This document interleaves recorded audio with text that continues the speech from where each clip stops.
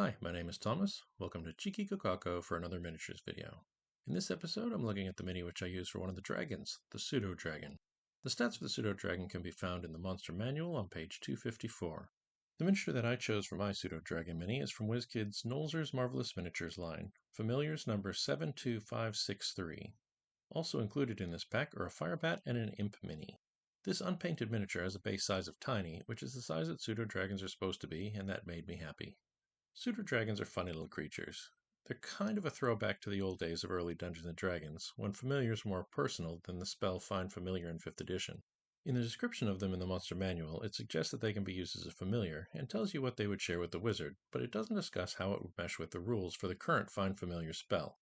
I like the idea, as I don't really like how the 5th edition spell creates a disconnect with the familiar that older editions don't.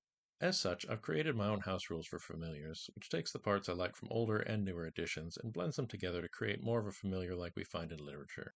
But enough about that. Pseudo-dragons are great little creatures, both as a familiar or not. They have a tail stinger, which can put you to sleep. They're tiny and have a good fly speed and stealth, which makes them decent spies. Their magic resistance is pretty choice, their blind sight is great, and they are absurdly cute. Plus, they communicate telepathically, but said a language they express simple ideas, emotions, and images. What's not to like?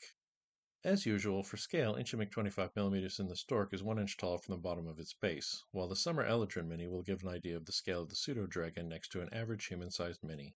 If you're looking for links to the minis in this video, you'll find them in the description.